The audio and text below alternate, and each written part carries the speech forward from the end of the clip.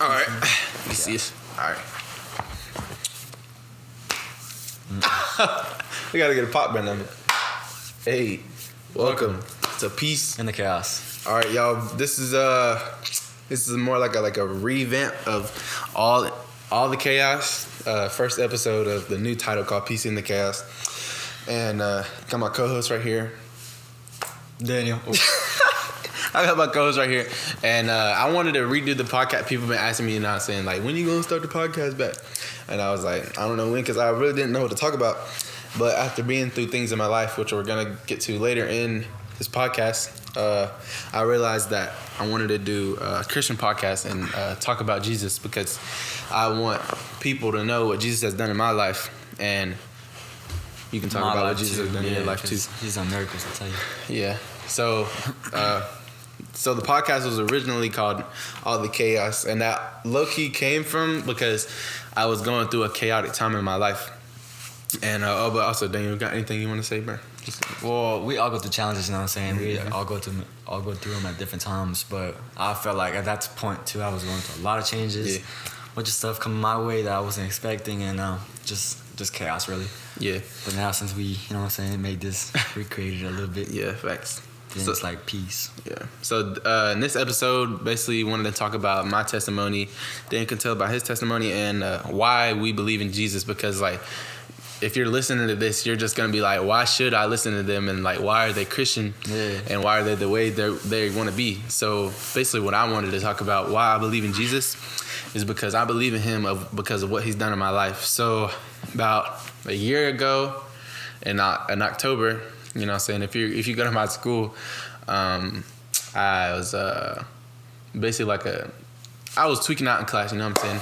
So I had smoked a cake pen, and I was tweaking out in class, and so that they sent me to the emergency room after that, and like I don't know what was going on in that class. Well, like in the classroom, I was just what you feel like? What was your like thoughts of that? So I smoked, that point, and you then was in the ground. What were you thinking right there? So I smoked, and then like I felt like I was having a heart attack. So I was like, should I go to the nurse or whatever?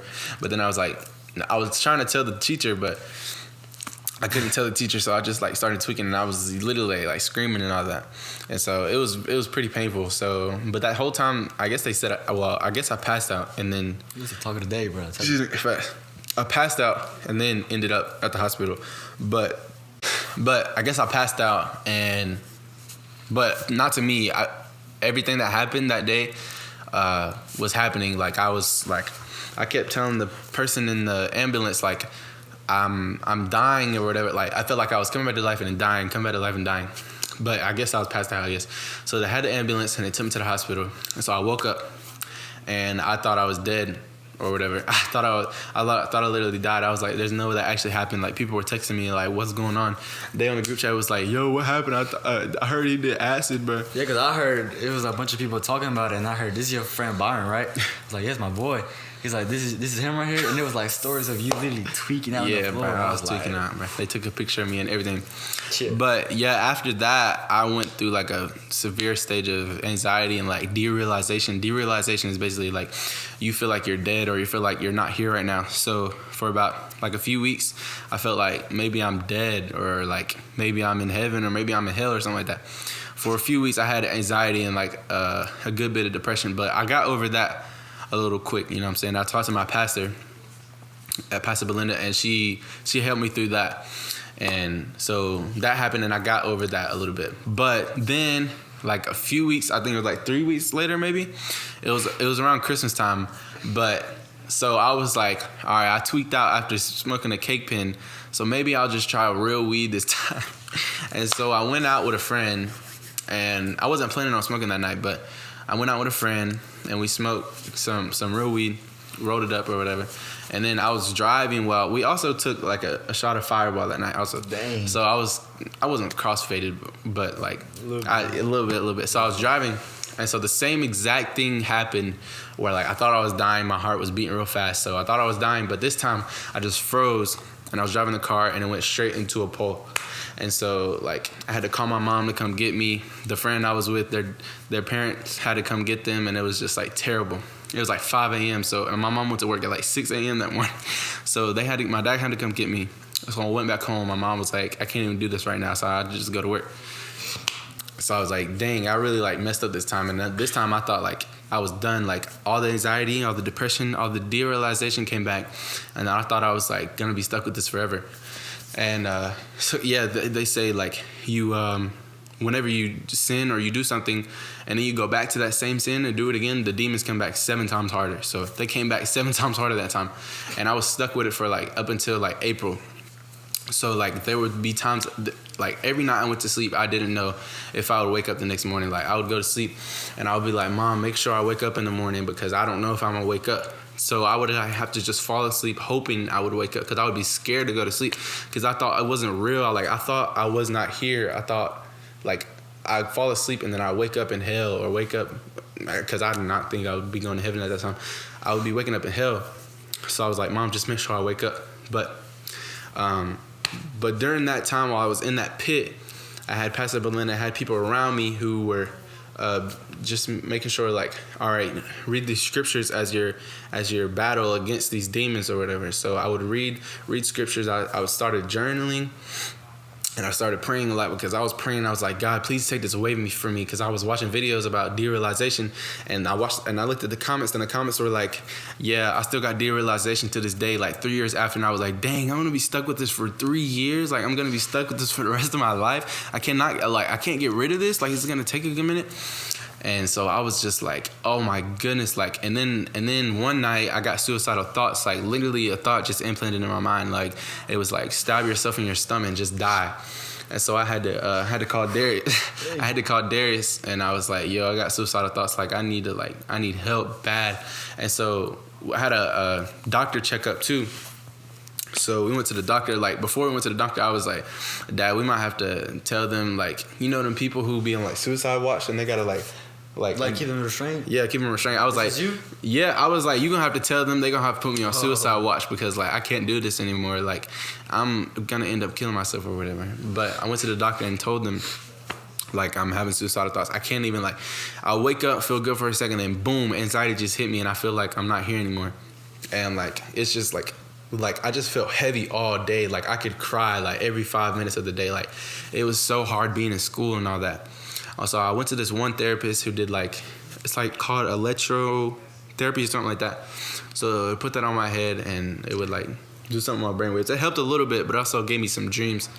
And some of the dreams made me feel like I had like a few dreams where I would go to sleep and then like at the end of the dream, it felt like I couldn't wake up. It felt like I was having like a seizure or something. Like I would have to fight, like in the dream while I was asleep, I would have to fight to wake up. Like I would be like sleep and then I would be like wake up, wake up, wake up, wake up, or I would call in Jesus' name and be like Jesus, Jesus, Jesus, because I would feel like someone attacking me.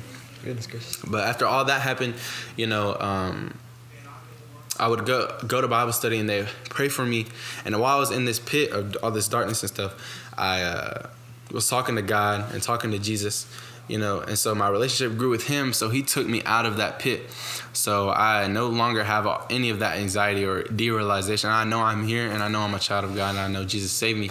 But like during that time, I thought I would be in hell and like I just could not make it. But Jesus took me out of that and he saved me from all of that. And I know that Jesus is real because he took me from all of that. And I seen comments where like they're stuck for years and they couldn't come out of it. And I was like, yo, how do I get out of this? But Jesus took me out of that. And Jesus can save anybody from that. So that's my testimony and that's why I believe in Jesus. But I invited y'all. When did I invite y'all to the church? You invited me like it was Easter, wasn't it? It was around. Yeah, so I didn't even go through any of that yet. But also went in inviting Daniel and Jesus. I mean, inviting Daniel and Julian. This was after this was and Jesus. This was a Christmas. I invited y'all for like a. Let me think. I think around something like that. But it was a little before though. Yeah. It wasn't. So I was praying for courage to invite my friends and tell my friends about Jesus. So I literally that night I was like, Lord, give me the courage to tell my friends about Jesus. So literally like a few hours later, I was about to go to bed. It felt like I was having a panic attack, but it wasn't like those panic attacks I was feeling. It was more like a panic attack, like I have to do something. So like the Spirit was telling me I need to text my friends about and invite them to church. So it was only Daniel, it was only you and Julian. like if I tried to text somebody else, it was like that wasn't feeling. So the Holy Spirit spoke through me when asking them. I was like, do you go to church, or what did I say? Do you believe in God? And it was like, do you believe in God? Yeah. And I was like, do you believe in like Jesus, God? And then I invited him to church, and I said the same thing to Julian. He was like, yeah, you know what I'm saying? And then like he came to church, but yeah, but now you can tell them about like why do you believe in Jesus? Why do I believe in Jesus? Mm-hmm. My reasons is huge. Like, just talking a little bit about that we were just on. Mm-hmm. That one night, the same night you texted me that I was going through something rough. I was like in my room going through something rough. Mm-hmm. It was just like he works in different ways. Like he works in all types of ways. He works within like strangers in the street. Sometimes they'll just talk to you and be like, so things like just as simple as have a good day. You know what I mean? Yep. Or like God loves you. And then just like my boy right here, I've been close with him since like forever. And like him, using him to come to me is like, wow, I'm really being called right here. Yes. But my testimony, it starts from the beginning. Like I'm talking about the beginning. I grew up with my mom in Guatemala, right? Mm-hmm. And she was always like, always pushing God. It wasn't pushing like a shove it down your throat. Mm-hmm. But it was like a come to church, wake up. Yeah. You know, everybody knows that. Wake up out of bed. Yeah. But so I always had like God in my life in some type of way because my mom had always been she was always going to church and congregated somewhere, a Christian woman. But I've always had my struggles. So when I moved here around 3rd grade, I was feeling really alone, and even as a child, I was like, I know God is there for me. Moving on later, I had like bigger problems with my family. I've always had family problems. And those who know me, I'm a happy person now, so I stay happy at school or everything. But I felt like when I started getting into middle school and like high school, I was having to put up with like a fake smile like every day in class and school. And I was like, yo, those who know me back in middle school, I was always a class clown, and I was like trying to make myself laugh, and I was trying to keep myself happy because I feel like at home, it was just like, as soon as I got home and I walked in that door, I didn't want to walk in the door because it was just like problems. Like I put my back down, I'm already like, it's already problems like my mom, or my stepmom, or my dad. I didn't know like, none of this, bro. I didn't know I didn't know you went through therapy, so you know what I'm saying? Yeah, bro. That's crazy though. Yeah. But what's it called? But it's always like a fake smile, and I always feel like I could just be myself at home, not at home, at school. That's the like place I was happy, so that's why y'all know me as like a happy person, like a joyful, messing around, always joking type person. I was trying to do it in a good way. Crazy. Yeah, it's crazy. But it just got to a point where I was so alone. Like I used to be in my room. Oh my god, I used to be in my room like. I ain't trying to make this episode sad or nothing, but I used to be in my room. Like, it's a safe page. You know, this is a space. Talk about this. This is to tell what Jesus has brought you through. You know what I'm saying? Right. Like how low you were and how high he's brought. How high like he's brought you. Like today I'm happy. I just want to say today I'm happy. I am happy that I'm a son of God. But back then I wasn't as close with him as I am now, and I was just like, you could just feel it. Like it was a struggle being away from that grace. I used to be in my room and dealing with my dad. He has this addiction problem with like alcohol, and I know a lot of people have that problem, and it just caused the like home to break down. Basically, like my mom started having problems too, then me, of course, and my little brother, because I was sad for my little brother, and because my dad was going in and out the house, and like just a bunch of stuff was happening, and I didn't know what to deal with. I was just in my room, just trying to like play games or something, trying to forget about it, but it was always happening in the background, so I had to like always trying to keep myself away from that thing, so I would distract myself with anything, and then I started distracting myself with like bad things. I started like indulging myself in like, I never did drugs like on my I actually never did drugs on myself, like by myself. I always did it with friends, but I started like experiencing, I was like, I'm just trying to forget this, I'm finna do this, or I'm finna try that. So I started, trying whatever, weed and all that stuff, and like I would go to certain spots and like drink, and I'm not proud of it, by the way. Now, don't do drugs. But it was just like fun at that point, but it's not temporary fun. It's temporary fun. It wasn't like lasting. I was distracting myself with other people as well, like not in a good way, Yeah, we talked about this the other day on Wednesday. we was talking about it was mostly about like sexual immorality and like how you get a temporary fix, or like you trying to fill a void in your heart, and like sleeping with girls and stuff like that is like a temporary fix. You know what I'm saying? Hey, that's what we were talking about on Wednesday. This is true. We was talking about, it was all guys, and we were talking about that, like you sleep with somebody, it's a temporary fix. You know what I'm saying? You watch something as a temporary fix. Yeah, you watch something. It's not just like even with people. It's like you watch something and you like. It's called nut clarity, but it's real. Like it's not just like a physical thing. It's like a spiritual thing as well. It's like it's not just your body feels like I should have done that. It's like your spirit knows you shouldn't have done that. Yeah, and if people can talk about this stuff like jokingly, we can talk about this. Yeah, but it's in the end of the day, it's real. Like it's real. Like so, it's just a temporary fix. It's just a for now, and it's like a shot. It's like a shot in the arm, but it only lasts like a day or something like that, and then it goes away, and then you feel like, man, I gotta do it again, and it's just like it starts killing you slowly, and then you feel like you got no purpose. So around this time right here, what's it called? I was super lost. I was just doing whatever I wanted. I wasn't listening to my parents, and I was like, I don't care. I mean, what I gotta listen to other people, and I mean, why I gotta care for other people. At the point, I was like, I'm gonna just do my own thing. I'm gonna do my own thing. And at that point, I was so low, and God uses people, so He brought a person into my life to like stop me from like other people and just focus basically on one person, right? Then after a while, problems came up, then that thing ended. But at that point, that's where I was going through a rough time because of that. And then that's when you started texting me that night that it happened. That's when you texted me. It was so fun. It was so funny because I was like, man, at the end of the day, God always got me. Like I'm like, I'd be like saying to myself, I do this, I do that, I do this wrong, I do this wrong, I do this many times over and over again, and you go back to the same sin and like the same mistakes, and you're like, and then the day, God is like. I'm like right here. I'm like, how does He do that? But it's just His love, His infinite love. It's just so warming, so welcoming all the time. The door is always open. So I was like, at that point, I wasn't baptized, and my mom always been that thorn in the side. I was like, get baptized. But I wasn't feeling like it's not my choice. It's like it's your choice. It's for you to. It's like it will make you happy to see me baptized. But would it make me? Right now, just be like, whatever. Yeah, that's how I felt growing up. I grew up in church and never like really got baptized, I never got baptized or whatever. But sorry to interrupt. But one time I got baptized at this youth revival night basically, and so I told them like I grew up in church my whole life, but I never really like was that close to God. I was still sin like willingly, and like I would feel terrible about it, but I still got baptized. And I got baptized that night. That's what I'm saying.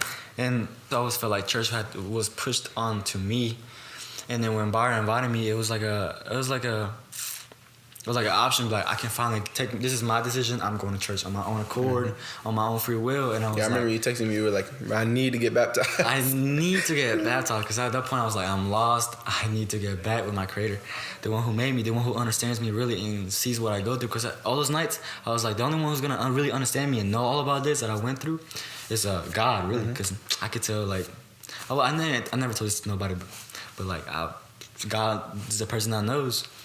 So I really took my decision to get baptized, and then I really like start following the ways of the Lord and the narrow path. It's really hard. Like it's not just get baptized and it's like, oh my days, blessings and blessings and blessings. Yeah. It's like actually challenges and challenges. Yeah, because literally the day after I got baptized, bro, literally, don't worry about it, bro. I just sin the next day, like the next morning, bro. The next morning, like it was on a Friday night. Saturday morning, I sinned right away. I felt terrible after. I was like, because after I got baptized, I felt so clean. I felt like cleansed and all that. And in the morning, I sinned, bro. And I was like, wow. So, wow, this is how it is?